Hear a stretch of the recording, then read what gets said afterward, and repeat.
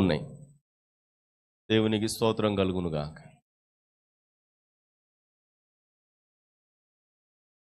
బైబిల్లో అవకాశాల గురించి బైబిల్లో చక్కగా రాయబడింది.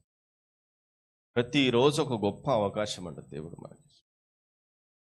ప్రతి క్షణం ఒక గొప్ప అవకాశం నీవు యూజ్ చేసుకోవడానికి. ఎప్పుడైనా సరే ఒక మంచి బిజినెస్ మ్యాన్కి ఉండే అలవాటు ఏంటంటే, వాడు ఒక బిజినెస్ పెట్టి ఏదైనా ప్రాబ్లం వస్తే దాన్ని సాల్వ్ చేసుకుంటాడు. మళ్ళీ ప్రాబ్లం వస్తే ఆ ప్రాబ్లం కూడా అట్లా 10 సార్లు సాల్వ్ చేసుకున్న తర్వాత 11సారి ఫిక్స్ అయిపోతాడు. లేదా అది సాల్వ్ అయ్యేది కాదనుకోండి, ఇంకొకటి పెట్టుకుంటాడు. నిజంగా బిజినెస్ నిజంగా బిజినెస్ మైండ్ అనేది ఇట్లా. అంటే ప్రభు నామంలో మీకు తెలియజేస్తుంది ఏంటంటే, ఇంత గొప్ప కృపా కనికరము కలిగిన యేసు ప్రభు వాగ్దాన పూర్ణుడు, నీకు వాగ్దానాలు ఇచ్చిన దేవుడు. భయపడగాకు, నేను నీకు తోడుగా ఉన్నానని చెప్పి ఎల్లప్పుడూ 24 గంటలు భయపడుతూ నీ పక్కనే ఉండి నీ చేయి పట్టుకుని నడిపిస్తున్న దేవుడు, జీవము కలిగిన దేవుడు ఉన్నాడని నీవు ఎరిగిన వ్యక్తివై, నీవు తెలుసుకున్న వ్యక్తివై, నీవు ఎంతో గొప్ప బలముతో ధైర్యముతో పరిగెత్తాల్సిన జీవితం నీది, మనది. హల్లెలూయా. ఒక బాధను, ఒక సమస్యను చూసి నీరసపడిపోయి 11 నెలలు ఆన్నే కూర్చొని ఉండడం కాదు మన జీవితం.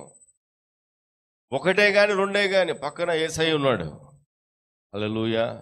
యేసయ్య వాగ్దానాలు ఉన్నాయి. ఆయనను చూసి ధైర్యం తెచ్చుకొని, ఒకటి నిన్ను ఆపడం కాదు, 2 నిన్ను ఆపడం కాదు, నువ్వు మాత్రము నీ జీవితంలో ఆగకుండా ముందుకు పెరిగెత్తడమే దేవుని చిత్తం. అందుకే అపోస్తలుడైన పౌలు వారు అంటారు కదా, వెనకున్నవి మరిచి ముందున్న వాటికై. వెనకున్నవి మరిచి, ఎవరైతే ముందుకు పరిగెత్తాలనుకుంటున్నారో ఆ ఉన్న వాటిని, వెనుకున్న వాటిని తీసుకుని తల మీద పెట్టుకోకూడదండి. Praise the lord. ఎందుకంటే నువ్వు వెళ్తుంటే అంత క్లియర్గా జరగడం నువ్వు చూడగలుగుతావు.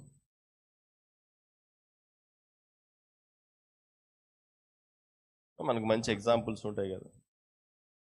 మంచిగా వర్షం పడుతున్నప్పుడు, మంచి చిన్నపిల్లలు ఉదాహరణ, చిన్నపిల్లలు మంచిగా వర్షం పడుతున్నప్పుడు అప్పుడే వేడిగా బజ్జీలు తినాలని, వేడి సమోసాలు తినాలని, ఇవన్నీ కాదు అంటే మంచి బిర్యానీ తినాలని ఆశ పుట్టింది అనుకోండి. ఏమండి, నిన్ను వర్షం ఆపుతుందా? వర్షం దేవుడు ఆపుతాడా అండి? వర్షం దేవుడు కాదులేని చెప్తున్నాడు మా అంటారు కదా, అందుకు చెప్తా. ఆపుతాడా అండి? నువ్వు ఆగవుగా, అది తెచ్చుకోవాల్సిందే, తినాల్సిందే. ఆర్డర్ పెట్టి, ఇప్పుడు అట్లా ఆర్డర్లు వచ్చినాయి, ఆర్డర్ రాకముందు ఇలాంటివి మన జీవితంలో ఎన్నో చూస్తాం.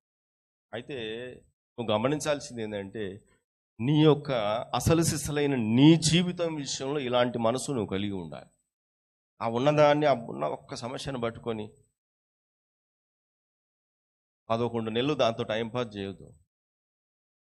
నువ్వు చేయడానికి ఎన్నో గొప్ప సంగతులు ఉన్నాయి. నువ్వు ప్రార్థించి పొందుకోవడానికి ఎన్నో వాగ్దానాలు ఉన్నాయి. హల్లెలూయా.